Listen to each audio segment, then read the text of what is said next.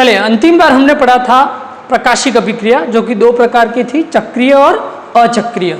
उससे क्या बना था? एटीपी और NADPH। ये वास्तव में क्या है? ये रिड्यूसिंग पावर है, ऊर्जा के अणु हैं जो वास्तव में कार्बन डाइऑक्साइड को शर्करा में बदल देते हैं, और यही तो प्रकाश संश्लेषण है। तो यहाँ पर CO2 का अपचयन शर्करा में होता है, और अपचयन के लिए शक्ति कहाँ मिलती है? ATP और NADPH से। तो जो ATP और NADPH बनते हैं उसको तो हम कहते हैं प्रकाशिक अभिक्रिया, क्योंकि प्रकाश की उपस्थिति में होती है। लेकिन इन दोनों के द्वारा कार्बन डाइऑक्साइड का जो अपचयन होता है, रिडक्शन, और जिससे अंतिम रूप से शुगर बनती है, वो अभिक्रिया कहलाती है डार्क रिएक्शन, अंधकार अभिक्रिया, क्योंकि उसके लिए प्रकाश की आवश्यकता नहीं होती। हालांकि इस अभिक्रिया में भी जो एंजाइम काम करते हैं वो प्रकाश की उपस्थिति में ही पहले सक्रिय होते हैं। तो हम पहले इसके बारे में पढ़ लेते हैं, कहाँ होती है ये क्लोरोप्लास्ट के स्ट्रोमा वाले भाग में होती है, नंबर 1। दूसरा, इसको क्या कहते हैं? कार्बन डाइऑक्साइड स्थिरीकरण अभिक्रिया।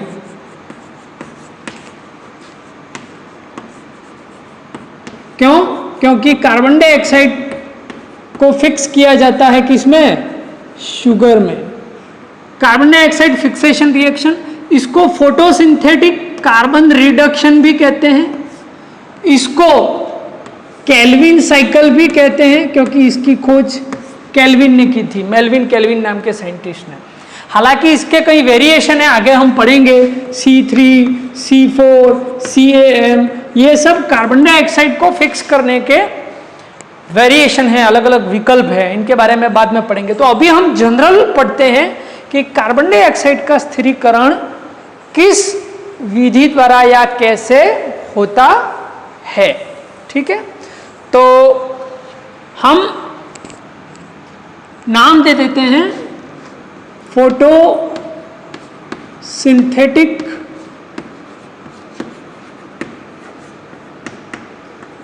कार्बन रिडक्शन,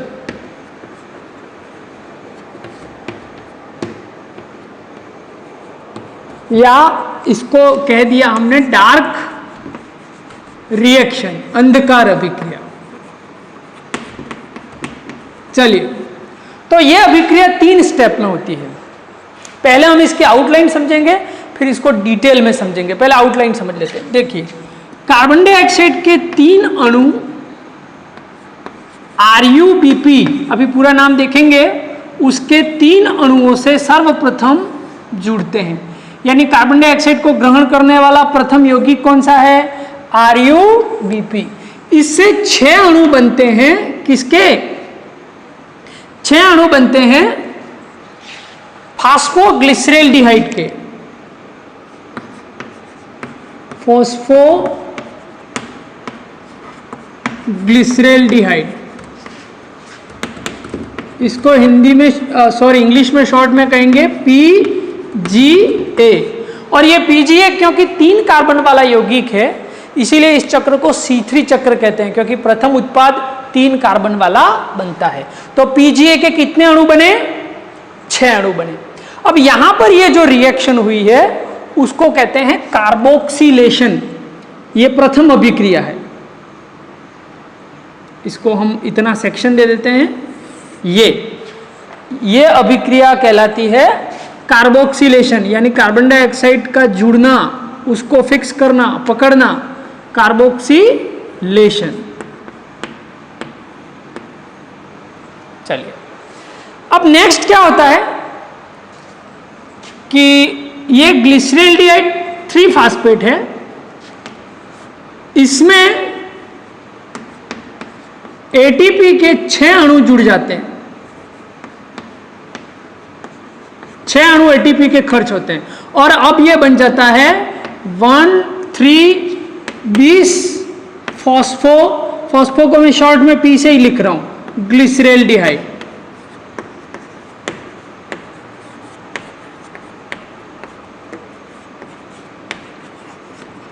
तो यहां पर फॉस्फोग्लिसरैल्डिहाइड अब किस में बन गया? 1,3-20 फॉस्फोग्लिसरैल्डिहाइड में। अब यहां पर क्या होता है, इंपॉर्टेंट बात, कि 6 अणु NADPH के खर्च होते हैं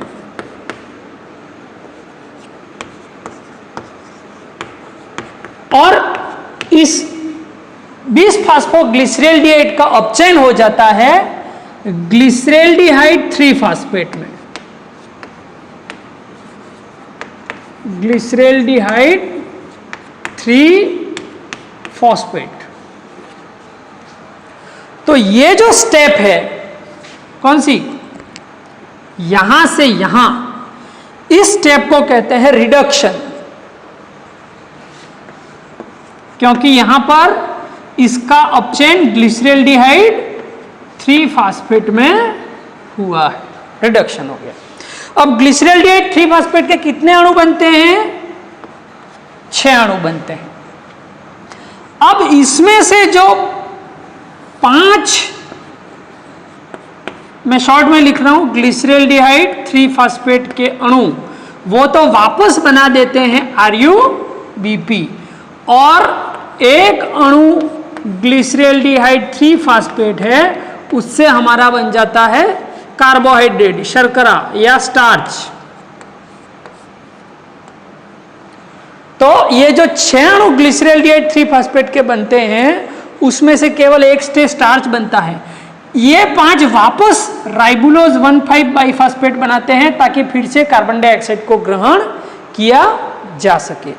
अब यहां जो ये जो प्रक्रिया है, इसको कहते हैं रीजनरेशन। रीजनरेशन यानी यहां पर पुनः उत्पत्ति हो रही है, किसकी? RuBP की। इसको कहते हैं रीजनरेशन। और इस अभिक्रिया में भी ATP के 3 अणु खर्च होते हैं। तो 3 चरणों में यह अभिक्रिया हो रही है, कार्बोक्सिलेशन, रिडक्शन, रीजनरेशन। इसमें ATP के कितने अणु खर्च हुए? 6 + 3 9 ATP, और NADPH के 6। अब क्योंकि हम जानते हैं कि ग्लूकोज के एक अणु के निर्माण के लिए कार्बन डाइऑक्साइड के 6 अणु चाहिए, तो अभी तो 3 आ रहे हैं, अगले राउंड में 3 और आएंगे, तब ये कहीं जाकर प्रक्रिया पूरी होगी। तो टोटल खर्चा ATP का कितना हो जाएगा? ये 9 ATP थी, उसका डबल करो 18 ATP, 6 NADPH है, उसका डबल करो 12 NADPH का खर्च होता है। उसको हम आगे देखेंगे, पहले आप इसका स्क्रीनशॉट ले लीजिए, फिर हम इसकी डिटेल्ड आउटलाइन देखेंगे।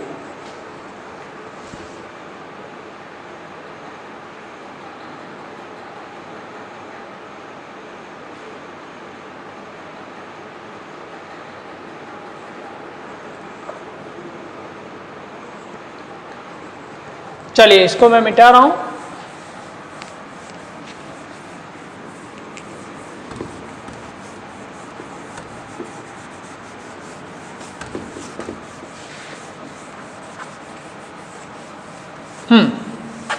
अभी तो हमने 3 चरणों में शॉर्ट में समझा, लेकिन एक MSc लेवल पे केवल इतने से काम चलेगा नहीं, आपको डिटेल में यह अभिक्रिया समझाने होगी। चलिए, तो शुरुआत कहां से होती है? यहां दिख रहा है, हाँ यस, 3 कार्बन डाइऑक्साइड के अणु आते हैं और जुड़ते हैं RuBP से। अब यहां पर एक और खास बात जो बतानी रह गई थी कि यहां पर PGA बनता है, लेकिन ये जो अभिक्रिया है वो जिस एंजाइम की उपस्थिति में होती है उसका नाम क्या है? Rubisco. So the rubisco is the most abundant protein in plants in nature. सबसे अधिक मात्रा में रूबिस्को प्रोटीन होता है। शुरुआत यहाँ से होती है, RuBP कार्बन डाइऑक्साइड को ग्रहण करता है और PGA बनता है। PGA के कितने अणु बनते हैं? 6 अणु बनते हैं। अब इससे हमने पढ़ा था कि अंतिम रूप से क्या होता है? रिडक्शन हो जाता है और ग्लिसरैल्डिहाइड 3 फास्फेट के 6 अणु बनते हैं। तो मैं यहाँ 6 बार लिखता हूँ क्योंकि ये रिएक्शन टुकड़ों में होती है। ये ग्लिसरैल्डिहाइड 3 फास्फेट,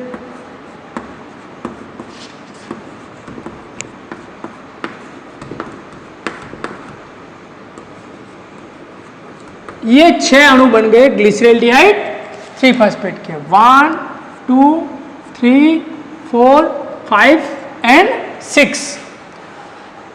तो कैसे इनमें से 5 मिलके वापस आरयूबीपी बनाते हैं और एक से स्टार्च कैसे बनता है वो डिटेल में हमको समझना है। चलिए, पहला जो ग्लिसरॉल्डिहाइड 3 फास्फेट है उससे डाइहाइड्रोक्सी एसीटोन फास्फेट बनता है, DHAP, जो कि बाहर एक्सपोर्ट हो जाता है, बाहर निकल जाता है। इससे कुछ और इंटरमीडिएट केमिकल बनते हैं। किससे? पहले ग्लिसरॉल्डिहाइड 3 फास्फेट से। नाउ अब इंपॉर्टेंट, अब ये जो ग्लिसरॉल्डिहाइड फास्फेट है ये भी डाइहाइड्रोक्सी एसीटोन फास्फेट में बदलेगा। इसका फुल फॉर्म आपको लिखवा देंगे, डाइहाइड्रोक्सी एसीटोन फास्फेट। अब ये जो डाइहाइड्रोक्सी एसीटोन फास्फेट है, ध्यान देना, अब ये तीसरे ग्लिसरॉल्डिहाइड डी फास्फेट से मिल जाता है और ये बनाता है फ्रक्टोज 1,6-20 फॉस्फेट।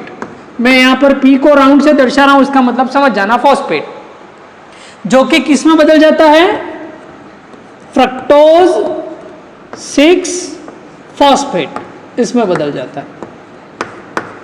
तो अभी तक हमने देखा कि ग्लिसरॉल्डिहाइड 3 फास्फेट के 3 अणु अभी तक खर्च हो चुके हैं। अब ये जो फ्रक्टोज 6 फास्फेट बनता है वो देखिएगा किससे? चौथे ग्लिसरॉल्डिहाइड 3 फास्फेट के अणु से जुड़ जाता है और इन दोनों के मिलने से 2 केमिकल बनते हैं, 2 यौगिक बनते हैं। एक तो बनता है इरिथ्रोज 4 फास्फेट और एक बनता है ज़ाइलुलोज 5 फास्फेट। ठीक है, तो ये इन दोनों के मिलने से ये 2 यौगिक बनते हैं। एरो और डायग्राम बराबर बनाना, वरना इस चार्ट में आप कंफ्यूज हो जाओगे। मैं सरल रूप से आपको बता रहा हूं। चलिए, अब ये जो हमारा 5वां ग्लिसरॉल्डिहाइड 3 फास्फेट है उससे वापस बनेगा 5वें से DHAP। अब ये DHAP और ये इरिथ्रोज 4 फास्फेट, ये दोनों मिलके बना देते हैं एक नया यौगिक बना देते हैं जिसे कहते हैं सेडोहेप्टुलोज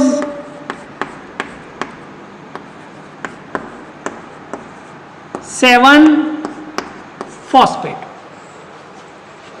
क्या बना? सेडोहेप्टोसेलुलोज 7 फास्फेट। थोड़ी जटिल अभिक्रिया है, ध्यान देना, कंफ्यूज मत होना, हर एक स्टेप को सही लिखना। चलिए, अब ये इस किससे हमारा जो अंतिम छठा ग्लिसरॉल्डिहाइड 3 फास्फेट है उससे मिलके क्या बनाता है? मैं थोड़ा सा इसको खिसका देता हूं। यस, यहां पर ये सीडोहेप्टोसेलुलोज 7 फास्फेट ग्लिसरॉल्डिहाइड 3 फास्फेट से मिलकर 2 यौगिक बनाता है। इन दोनों से ये दोनों मिलकर 2 यौगिक बनाता है। एक तो बनता है ज़ाइलुलोज 5 फास्फेट और दूसरा बनता है राइबोज 5 फास्फेट। क्लियर? अब ये ज़ाइलुलोज 4 फास्फेट और ये ज़ाइलुलोज दोनों एक ही हैं, तो ये और ये दोनों मिलकर वापस बना देते हैं RUBP। और हमारा जो राइबोज 5 फास्फेट है वो भी क्या बना देता है?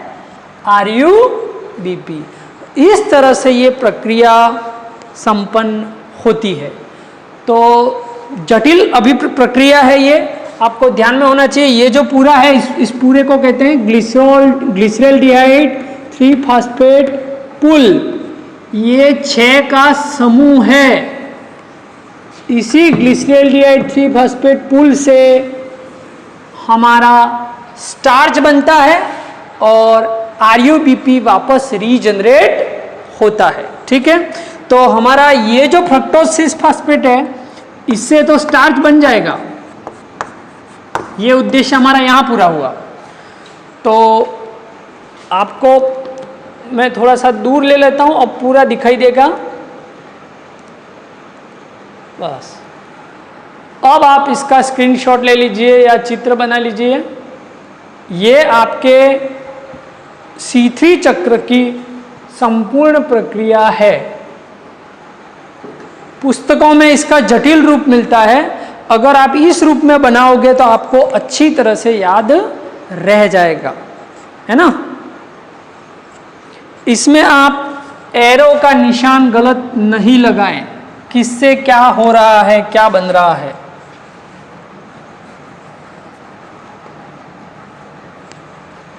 पुस्तकों में आपको इस रूप में नहीं मिलेगा, ध्यान रखना। हालांकि मैं मेरे रजिस्टर के जो नोट्स है उसकी कॉपी भी आपको ग्रुप में शेयर करूंगा। चलिए, ये तो हमारी हुई केल्विन साइकिल, जिसको C3 चक्र कहते हैं, क्योंकि पहला कार्बन तीन कार्बन वाला पहला स्थायी यौगिक बनता है। डार्क रिएक्शन भी कहते हैं। अब आगे हम जो पढ़ेंगे, दो चीजें हमें पढ़नी है, C4 साइकिल, CAM साइकिल, और सबसे महत्वपूर्ण बात कि इन तीनों का कंपैरिजन करना है कि इनका विकास क्यों हुआ, क्या इनमें विभिन्नताएं हैं, क्या समानताएं हैं, हम अगले वीडियो में देखेंगे।